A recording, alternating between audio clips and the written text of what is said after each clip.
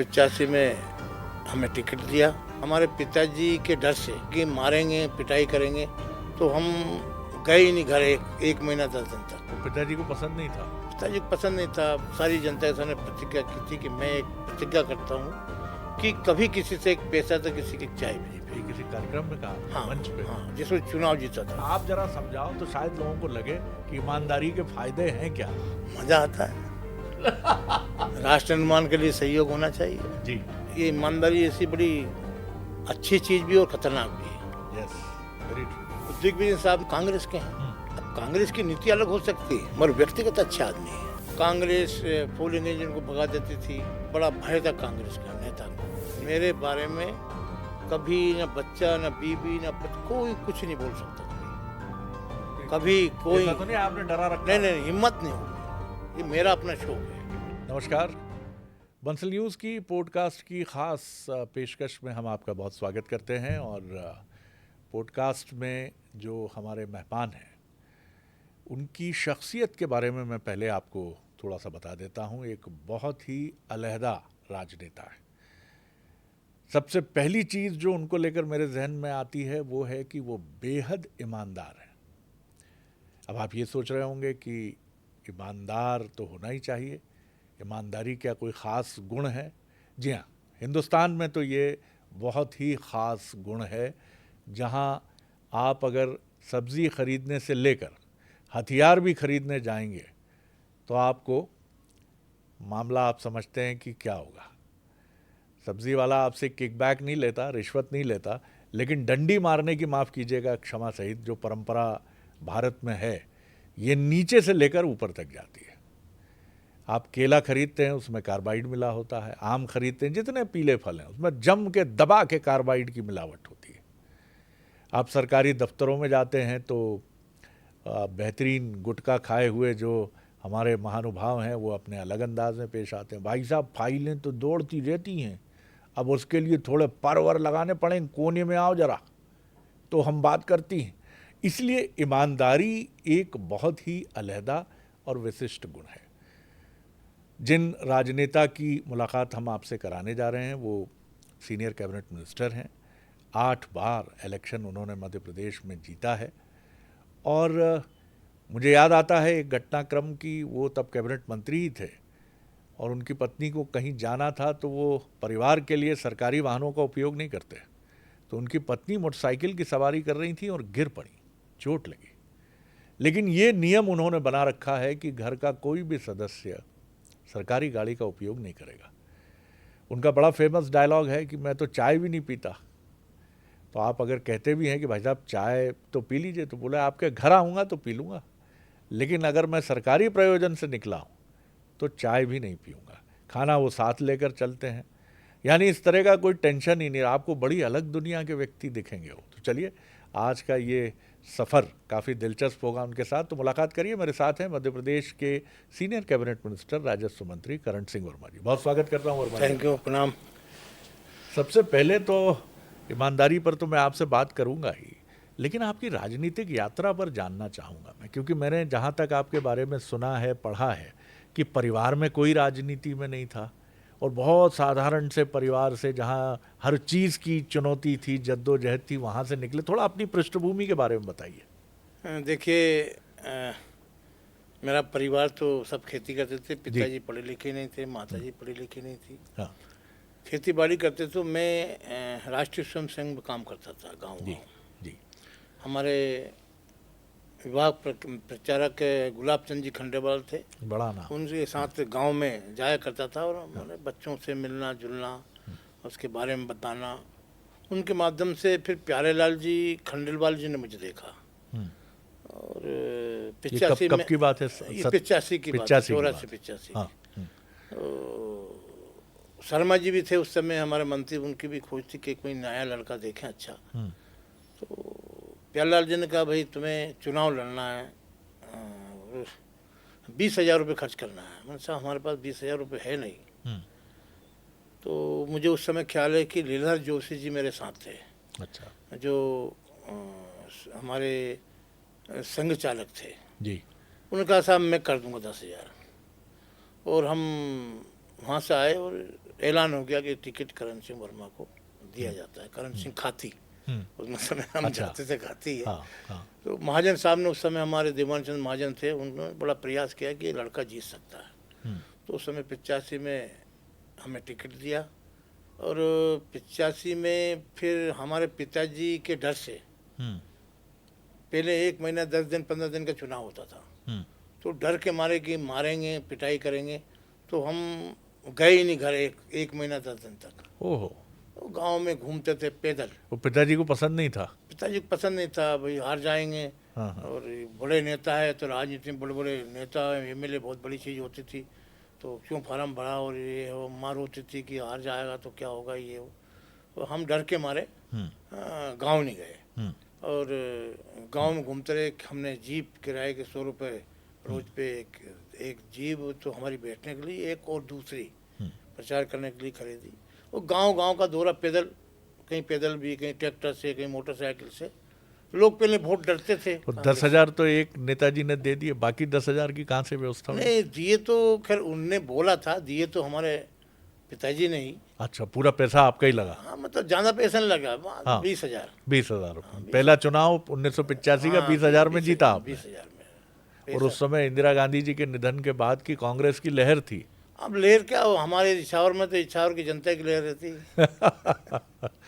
तो वो अनुभव जब आपने हासिल किया वर्मा साहब, एक ऐसे परिवार से जहाँ पिताजी डंडा लेके ढूंढ रहे थे आपको कि कैसे ये राजनीति में चला गया, मुझे कैसे बताया नहीं, मैं अब इसकी खबर लेता हूँ, तो किस तरह का अनुभव था एक लड़का उस समय का जिसका नाम? पिताजी हैं। हाँ। पिताजी को है कि भाई हाँ उस समय हुआ था क्या कि वो गैस कांड हुआ था। हाँ हाँ।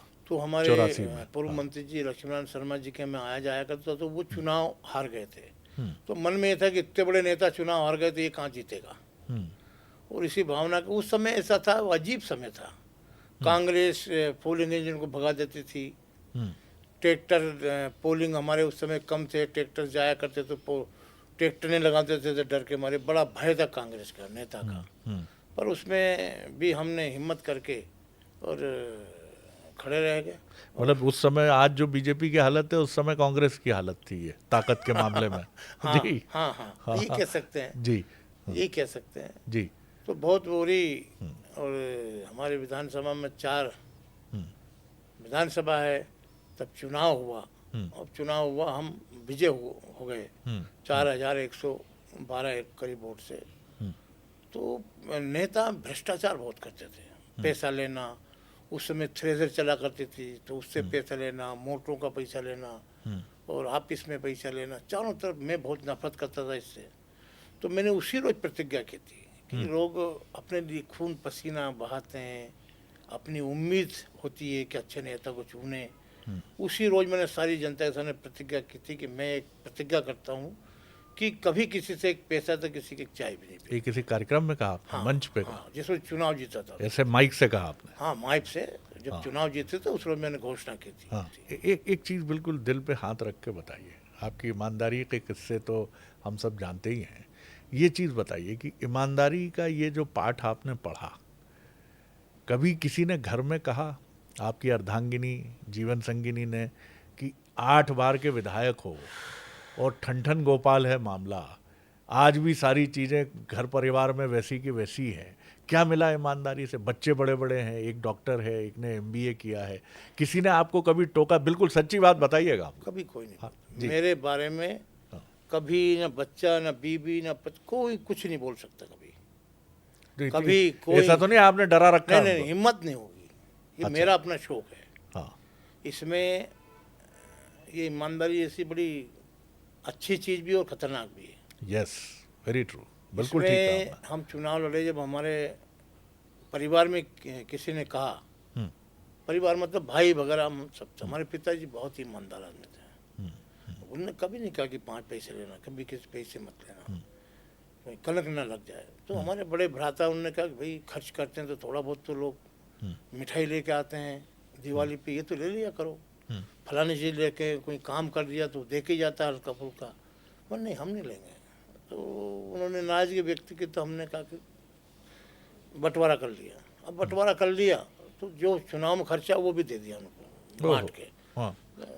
मैं नहीं मानता है। मैं बहुत ही नफरत करता हूँ। जो आदमी बेईमान है उसका मैं कभी सम्मान नहीं करता। ईमानदार आदमी वो बहुत छोटे पद पे है, बहुत गरीब आदमी तो उसको प्रणाम करता हूँ। और जो ऐसा घिनौना काम करते हैं, बेईमानी भ्रष्टाचार से धन कमाते, उनका कभी मैं सम्मान नहीं करता। पर वर्तमान जमाने में अपमान भी नहीं करता कि कब ना जाने कब सुधर जाए।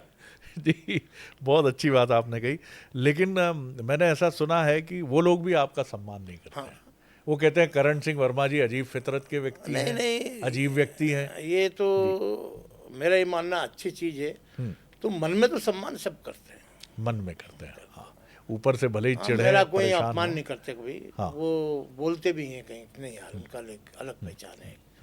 तो मनुष्य को एक अलग पहचान रखना चाहिए। जी, जैसा हम बोले वैसा करना चाहिए, और वही समाज को दर्पण दिखना चाहिए। लेकिन हमने एक चीज़ सुनी है कि जब आपके क्षेत्र में कोई गरीब आदमी आपके पास कोई काम लेके आता है तो आपकी उलझन बढ़ जाती है।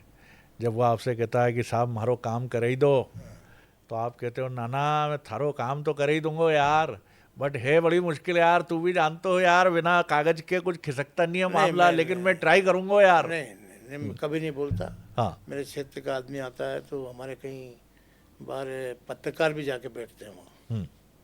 वो फिर न्यूज़ में बताते हैं उनको। मैं जैसे मेरे घर में उन्होंने कहता भैया आइए, आपके चरण मेरे बंगले पे गिर गए, मेरा पवित्र हो गया, हाँ, बताइए काम। हाँ, मैं उसी समय तहसीलदार को भी टेलीफोन करता हूँ, जी, कलेक्टर का हो तो कलेक्टर को भी करता हूँ, वो इस जो भी अधिकारियों से बात करता हूँ कि देखिए गांव गांव पे में हम जाते हैं, उनको देखते भी, उनको उलझने देखते हैं। और फिर जिले लेवल पे भी हमारे माननीय मुख्यमंत्री डॉक्टर मोहन यादव साहब ने जो प्रधानमंत्री ने लॉन्च किया था राजस्व विभाग का साइबर तहसील, तो बीसी के माध्यम से भी सबको बताता हूँ। और हर जिले में जाता हूँ, कलेक्टर, हमारे एसडीएम, हमारे तहसीलदार, उनको एक ही बात कहता हूँ कि हमारी ज़िंदगी मनुष्य की मिली है। कई लोगों ने अपनी पहचान बनाई जिनकी हम आज तस्वीर पर माला चढ़ाते हैं। जी, ऐसे बनो कि हमारे ऊपर भी कि हम कोई माला चढ़ाए, हमारी भी एक पहचान होना चाहिए। कौन बनता तहसीलदार, कलेक्टर, कौन बनता मिनिस्टर, वो ऐसा समझे कि इनके कारण ही हमारी पहचान है। इनको बुलाओ, प्यार से बात करो, जहाँ तक संभव उनका काम। और इसमें मैंने 2 कलेक्टर को देखा है, जिले में प्रवास तो किया मैंने। हमारे 2 जिले, एक तो भोपाल कलेक्टर है, बड़ी शालीनता से बात सुनता है। सर मुझे वार्ड सेट करिए आप, वार्ड सेट करने के बाद आधे घंटे में वो वार्ड सेट करते कि ये काम अमुक था, होने लायक था, तो हो गया। वर्तमान कलेक्टर की बात करें, कौशलेंद्र विक्रम सिंह। हाँ, मैं इतना नाम नहीं जानता किसी का, पर कई बार मैंने देखा है। और एक रायसेन कलेक्टर, जी, रायसेन कलेक्टर को भी आप बोलोगे तो वो कहेंगे सर इनका नंबर दे दीजिए मुझे। वो गरीब आदमी, कहाँ का गरीब है, झोंपड़पट्टी में रहता, उसके पास कलेक्टर का टेलीफोन जाएगा, भाई मंत्री जी ने बोला है अमुक काम है आपका, आप आइए, संभव होगा तो तत्काल करेंगे, और नहीं अगर कानून नहीं आता तो नहीं कर पाएंगे। एक और बात जो मेरे जहन में आती है, कृष्ण जी को हम, भगवान कृष्ण को छलिया भी कहते हैं। उन्होंने महाभारत में जो किया वो मानवता के लिए किया, धर्म के लिए किया। सत्य के साथ चलने वाले युधिष्ठिर भी थे, लेकिन उन्होंने अपनी पत्नी को दांव पर लगा दिया। ये सत्य के 2 बिंब हमारे सामने हैं। यानी कहने का अर्थ, मेरा सवाल आपसे ये है कि सच्चाई पर चलने वाला अगर समाज के लिए, लोगों के लिए, क्योंकि आप सार्वजनिक जीवन में हैं, राजनीतिक जीवन में लोगों के लिए भी आप उपयोगी हैं, तो ये आपकी सत्यनिष्ठा, आपकी सच्चाई, ईमानदारी की कद्र है। आपको क्या लगता है कि आप अपने स्वरूप के साथ लोगों की पूरी मदद कर पा रहे हैं? देखिए, भगवान कृष्ण ने एक जन्म लिया था, और उन्होंने पहले कहा था कर्ण को कि मुझे ऐसा नहीं है कि मैं धर्मदृष्टि को राजा बनाऊं। जी, अगर मान लीजिए मैं तुम्हें राजा बनाना चाहता हूं तो तुम बन जाओ। और अर्जुन से कहा था कि अगर तुम युद्ध नहीं करोगे तो मुझे अपनी प्रतिज्ञा तोड़ना पड़ेगी। जो आदमी अपने लिए प्रतिज्ञा, अपने लिए कुछ नहीं, समाज के लिए, मुझे नए समाज की संरचना करना पड़ेगी पूरा, फिर इस संसार चलेगा। इसलिए इस राक्षस को समाप्त करना चाहिए। कर्ण जैसे व्यक्ति को भी बोला, तो कर्ण को यहाँ तक भी वो राजनीति भी एक तरह से राजनीति, उन्होंने बताया कि तुम कौन थे हो, उन्होंने कहा इधर देखा उधर देखा कि कौन से कौन है यहाँ। उन्होंने कहा तुम हो, तुम सबसे बड़े भ्राता हो, तुम इतने अत्याचार बेईमानी के साथ मत रहो जी। पर कर्ण एक मैं उसका जरूर फैन हूँ, कल वो है पर फैन था नहीं नहीं, उसका सब हम भी फैन है सर। मैं उसने कहा जी। कि प्रभु मैंने इससे ऋण ले लिया, किसी से आप 5 रुपए ले लो उसको देना चाहिए। कभी छल कपट बदी बेईमानी, ये छल कपट बदी बेईमानी ये नरक के द्वार है। तो उसने कहा मैंने ऋण ले लिया कि ऋण ऐसे व्यक्ति से कभी नहीं लेना चाहिए। और उस आदमी ने कहा कि अगर तुमने मुझे राजा बनाया तो ये ताज में दुर्योधन को पहना दूंगा। उनका सारथी भी बढ़िया होना चाहिए, कर्ण का सारथी अच्छा नहीं था, अच्छा नहीं था। विजय धनुष उनके पास था, वहां तक राके नहीं दिया उनको। भगवान ने कहा ऐसा मौका कभी नहीं आएगा, अर्जुन मार, और जैसे ही बाण मारा और समाप्त हो गया। ये तो ऐसे वीरों का सम्मान विरोधी भी करते हैं। भगवान विरोध में युद्ध किया था, मगर अंत में जब समाप्त हो गए तो फिर भी उन्होंने कहा अर्जुन आइए मैं बताता हूँ तुम्हें ये कौन शख्सियत है, तुम कुछ नहीं इसके सामने। कि प्रभु आप मेरे रथ चला रहे हो, तारीफ इनकी कर रहे हो। मैंने 2 राजनेताओं के बारे में सुना वर्मा साहब, एक तो आप हैं, एक दिवंगत सीनियर लीडर कैलाश जोशी जी के बारे में सुना, जो उन्होंने हमसे बातचीत में कहा था कि उनकी बेटी के विवाह में देश के एक नामचीन औद्योगिक घराने ने, वो उद्योग मंत्री हुआ करते थे, तो एक ब्रीफकेस भिजवाया, पीआरओ लेके आया उनके बंगले पर और उसने ब्रीफकेस दिया। कैलाश जी ने कहा, मैंने उससे पूछा कि भाई इसमें क्या है। उसने कहा साहब आपकी बेटी की शादी है और आप हमारी मदद करते ही हैं, जो भी प्रसंग उठते हैं तो ये कुछ हमारी तरफ से बिटिया के लिए। उन्होंने वैसा का वैसा लौटा दिया। हमने आपके बारे में भी सुना है कि ऐसा ही कुछ वाकया आपके साथ भी हुआ था कि इसमें इतने % कमीशन है, ये तो आपको मिलना ही मिलना है, इसमें कौन सी बात है। आपने कहा नहीं भैया ये काम यहाँ नहीं होता। वो एक वाक्य आया था, एक हरि सिंह जी नाम के उद्योगपति थे जी। तो रूटीन में जो आता है आप भेज दें, किसी कोई भी काम करता हूँ मैं, उनका मैंने काम कर दिया। अब उन्होंने कुछ जिक्र किया तो मैंने कहा यार आपने गलत कर दिया भाई, ये तो गलत है। हमने तो शपथ खाई, कसम खाई है यार। हम विधायक का फार्म भरने गए तो हमने शपथ खाई है, फिर हम विधानसभा में आए तो हमारे अध्यक्ष महोदय के सामने शपथ खाई है, फिर राज्यपाल महोदय के यहाँ से कसम खाई है, तो हम ले ही नहीं सकते कुछ, कसम खाई यार हमने। आजकल लोग मैं गीता कसम खाता हूँ और कई लोग झूठ बोलते हैं, मुझे उन्हें पढ़ना ना पसंद है जी। तो गलत किया, इसलिए मैं रिजेक्ट करता हूँ उससे। मैंने ये भी सुना है कि आप दिल्ली परिक्रमा भी नहीं करते, कभी जाते ही नहीं दिल्ली में, बड़े नेताओं से मिलते ही नहीं कभी वहाँ जाकर। नहीं बड़े नेता से मिलते जरूरत हैं, होती है जब भी विभागीय हो, जब कोई चीज़ हो। कभी जैसे हाँ ये भी कुछ है, मैं जाता तो बहुत कम हूँ क्योंकि हमारे यहाँ सुषमा जी थी तो हमसे हमारे पार्लियामेंट मेंबर थी तो उनसे मिला करते थे। शिवराज जी केंद्रीय मंत्री, यहाँ हमारे मुख्यमंत्री है, हमारे नेता हैं तो यहाँ इनसे मिलते हैं, BD शर्मा साहब से मिलते हैं। दिल्ली जाना कम होता है। मैं बहुत क्या काम मुझे वहाँ। लेकिन आपकी पार्टी को इसके लिए श्रेय देना होगा कि इसके बाद भी वो अपने कार्यकर्ता को पहचानती है। 8 बार उसको टिकट दिया है और उसको कैबिनेट मंत्री जैसे पद से भी बारंबार की भैया आप एक अच्छे व्यक्ति हैं, ये संस्कार अच्छे हैं पार्टी के, जो अच्छी बात है वो माननी पड़ेगी। देखिए शिवराज भाई साहब ने भी टेलीफोन करके बुलाया, मेरा कोई नाम वाम आता नहीं पेपर में, मैं घर चला जाता हूँ कि मेरा कोई। यहाँ भारतीय जनता पार्टी ऐसी पार्टी जो एक छोटे से कार्यकर्ता, झोंपड़ी का कार्यकर्ता अगर वो बढ़िया है तो उसको पद से सुशोभित करते हैं कि आप काम करिए। ऐसा नहीं कि आपके पार्लियामेंट मेंबर हमारे राज्यसभा मेंबर बनाए तो विदिशा से एक बच्ची का नाम है, अनुसूचित जाति की, बड़ी मेहनत करती थी, कपड़े नहीं थे उसके बाद। हमारा अध्यक्ष महोदय ने कहा कि यार उसे एक आध जोड़ कपड़े दिलवा लाओ भाई, उनको राज्यसभा का फार्म भरवाना। हमारी होशंगाबाद की महिला मोर्चे का देखिए, मामूली में जाता था, प्रभारी था, फटे कपड़े 5,000 के कपड़े लेके बाजार में बेचती थी, आज वो राज्यसभा मेंबर है।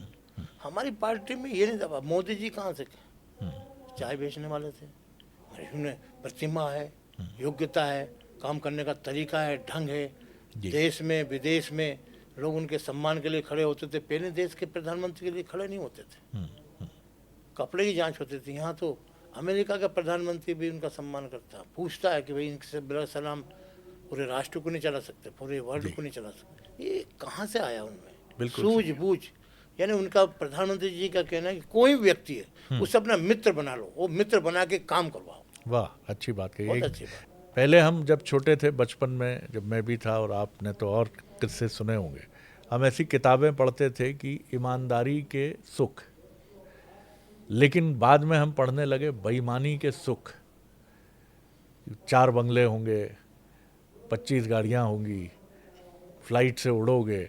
आपसे मैं समझना चाहता हूँ और आपसे हमारे जो इस पॉडकास्ट को देख रहे हैं वो भी सुनना चाहेंगे, जैसे आपके चेहरे पे एक इत्मीनान है, एक शांति है, कोई आपाधापी नहीं है। आप जो बात कह रहे हो दड़े गम कह रहे हो, दिल्ली नहीं जाता, ये नहीं करता, ये पसंद नहीं है, मेरा परिवार गाड़ी को, इसके फायदे आप जरा समझाओ तो शायद लोगों को लगे कि ईमानदारी के फायदे हैं क्या।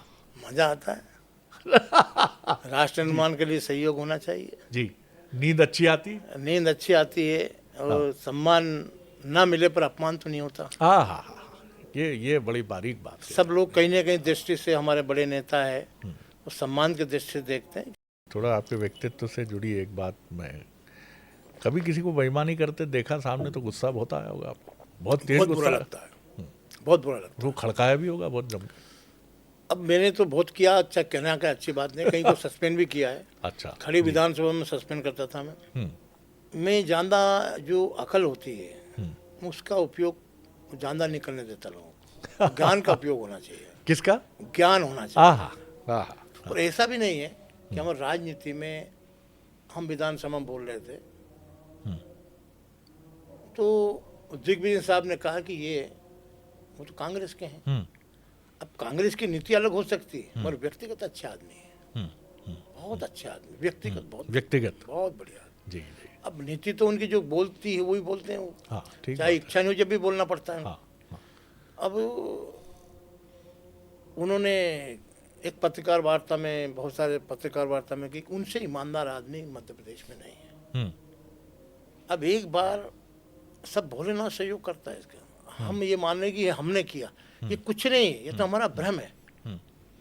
अब एक बार मैं रेवेन्यू मिनिस्टर था तो मेरे बेटा ओम विष्णु शंकर है, ओम के नाम से 30/30 का पड़ा, विष्णु के नाम से 30 का, 181/1, 182/2 नाम बेटे मेरे ही है, पिता में ही हूँ, इस नाम से इस नंबर पे चढ़ा दिया। पटवारी ने कुछ असावधानी त्रुटिपन हो गई, वो पेपरों में छपा।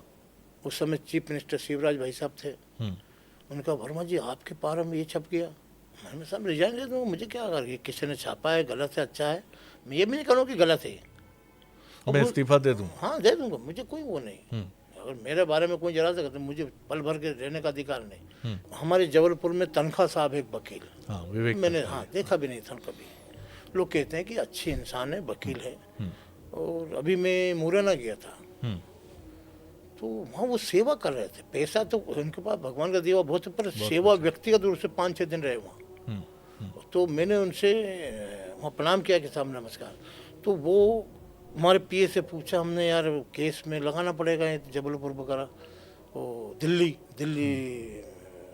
माना आपने जानकारी गलत दी, विधानसभा में जो हम जानकारी दे तो गलत दी, टूटी बस हो जाता है। बच्चे की मेरी प्रॉपर्टी पर इधर के इधर नाम से हो गया था। तो वो उन्होंने कहा कि मैंने बात की कि हाँ ये साहब, पर एक शर्त है, आप आओगे तो भोजन मेरे यहाँ करो, मेरे घर आपके चरण गिरना चाहिए।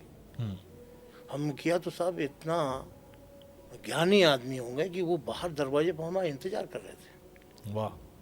हम गए, भोजन किया, उन्होंने कहा 8 दिन में फाइनल करवा दूंगा। वो मुख्य चुनाव अधिकारी से स्वयं बात की कि रेवेन्यू मिनिस्टर नहीं, इसके अलावा और भी कुछ है, बहुत ही गजब का इंसान है, इसलिए मैं व्यक्तिगत आपसे कहने आया हूँ, कोर्ट में जो होगा।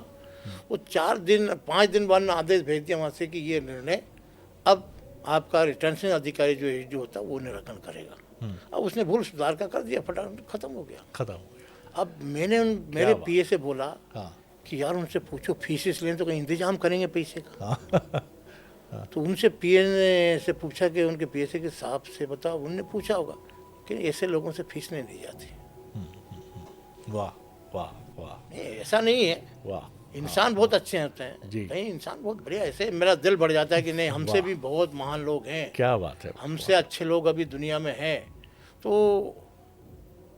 फिर दिग्विजय साहब से पूछा कि इनके बारे में पेपर में ये छपा कि मैं अब भी तुम्हें कह रहा हूँ, बेईमानी मर सकता, बेईमानी कभी नहीं कर सकता, कोई असावधानी हो सकती है। ये दिग्विजय सिंह ने कहा। आपके लिए। क्या बात है सर। अब क्या है कि मैं मुख्यमंत्री थे वो, तो मैं एमएलए था। वो जब भी अपने घर कहीं भोजन वगैरह देते थे, एमएलए को आमंत्रित करते थे, तो इतने सरल आदमी थे कि एक प्लेट में टमाटर, एक आध दो जो सलाद होता है, आइए वर्मा जी, तो वैसे बहुत बढ़िया लोग, ऐसा नहीं बढ़िया हमसे लोग। हमसे अच्छे लोग हैं। लेकिन वही हस्तिनापुर से जो निष्ठा बंधी है, उस चक्कर में नीति जिसकी आपने बात अब की, नीति तो उनका अपना काम हाँ, है, अपना कुछ काम। भी वो अलग पार्टी है, वो अलग उनकी विचार नीति है। अलग है, हमारी बिल्कुल, बिल्कुल। पार्टी की। लेकिन मजा आ गया वर्मा जी, आज आपसे बात करके ये बात बहुत मजबूती से मन में घर कर गई कि ईमानदारी से अच्छी कोई नीति नहीं है। साफ सुथरा मन, हवा में उड़ते हुए आपके विरोधी, राजनीतिक विरोधी, वो भी आपका इतना सम्मान करते हैं। दो नाम, बड़े नाम, दिग्विजय सिंह और विवेक तनखा। विवेक तनखा कहते हैं मेरे घर आएंगे तो भोजन यहाँ होगा। केस 5 दिन में सुलझ जाता है, लौट जाता है। दिग्विजय सिंह कहते हैं उस व्यक्ति के बारे में मैं बिल्कुल नहीं कह सकता उसके जैसा ईमानदार व्यक्ति। बहुत ही आनंद आया आपसे बात करके, और प्रणाम आपको। फिर जब मौका मिलेगा तो हम आपको जरूर, मैं और जो भी हूँ, जी ये मैं कुछ नहीं हूँ, जी, ये भोलेनाथ की कृपा है। आज आपने मुझे यहाँ बुलाया मेरे से तो उसके लिए सभी को नहीं, प्रणाम, मैं सभी को आपको बहुत धन्यवाद करता हूँ। हमें बहुत आनंद आया। भले ही राजनीति की राहें रपटीली हैं, फिसलन से भरी हैं, प्रलोभन से, लालच से भरी हैं, लेकिन वहाँ करण सिंह वर्मा जैसे राजनेता हैं जो मुस्कुराते हैं, कोई गर्व का भाव लेकर नहीं चलते हैं, क्योंकि उन्होंने सीखा यही है, सजन रे झूठ मत बोलो, खुदा के पास जाना है, वहाँ ना हाथी है न घोड़ा है, वहाँ पैदल ही जाना है। खुदा ने भोलेनाथ का जाना। भोलेनाथ ये तो हमारे हमें जी, भोलेनाथ के अलावा संसार में कुछ है ही हाँ, नहीं। भोलेनाथ आपके इष्ट है, और निश्चित तौर पर ईश्वर तो एक ही है, लेकिन भोलेनाथ से जो अनन्य प्रेम है, तो करण सिंह वर्मा जी बीच में बोल उठते हैं भोलेनाथ ने। बहुत आनंद आया। फिर आपसे भेंट करेंगे। तो हमारी पॉडकास्ट की इस खास पेशकश में इतना ही। अगली बार एक और किसी विशिष्ट मेहमान के साथ, किसी खास किरदार के साथ आपसे मिलेंगे। इजाज़त दीजिए, नमस्कार।